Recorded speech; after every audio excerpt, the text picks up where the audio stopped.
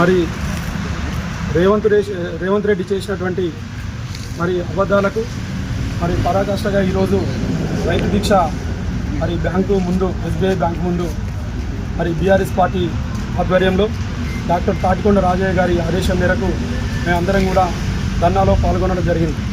మరి ఇప్పుడున్నటువంటి కాంగ్రెస్ ప్రభుత్వం గత ఎన్నికల్లో మరి మోసపూరిత హామీలు ఇచ్చి మరి రైతులకు తెలంగాణ ప్రజలకు ఎన్నో దొంగ హామీలు ఇచ్చి మసిపూసి మారడికాయ చేసి మరి ఈ రాష్ట్రాన్ని అధికారంలోకి తెచ్చుకోవడం జరిగింది.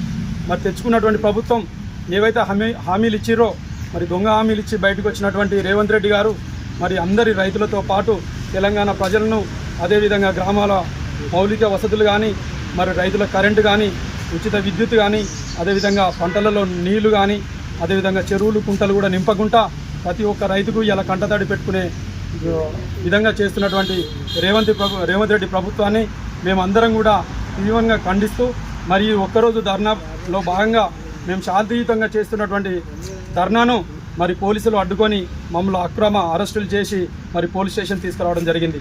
ఖబర్దార్ రేవంత్ రెడ్డి గారు, ఈ బీఆర్ఎస్ పార్టీ మిమ్మల్ని ఎప్పుడూ విడిచిపెట్టదు. ప్రజల పక్షాన ఉండి కొట్లాడడానికి ప్రతి ఒక్క బీఆర్ఎస్ పార్టీ కార్యకర్త మరి మనోధైర్యంతో ఉండి మిమ్మల్ని అందరినీ కూడా ఎదుర్కోవడానికి సిద్ధంగా ఉన్నామని తెలియజేస్తున్నాం. మరి ఇక్కడ ఉన్నటువంటి స్థానిక ఎమ్మెల్యే గారు ఇప్పుడు వచ్చి 8 నెలలు పూర్తిగా వస్తున్నా ఒక్క రూపాయి కూడా అభివృద్ధి కానీ నోచుకోలేదు.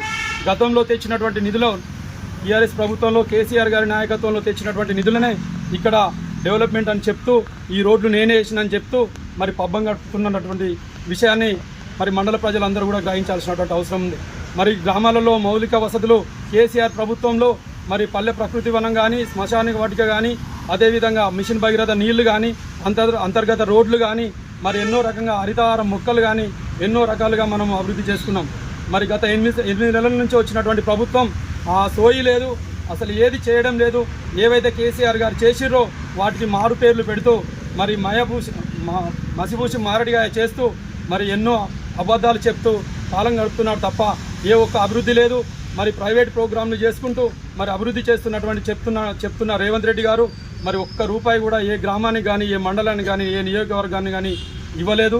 మరి రానున్న రోజుల్లో మరి మేమందరం కూడా కలిసికట్టుగా ఉండి మీ ప్రభుత్వం చేస్తున్నటువంటి వైఫల్యాన్ని ఎండగడుతూ మరింత ముందుకెళ్తామని తెలియజేస్తూ మరి రుణమాఫీ కూడా మీరు ఏదైతే హామీ ఇచ్చారో 6 గ్యారంటీలు ఒక్క గ్యారంటీ కూడా పూర్తి చేసుకోలేదు.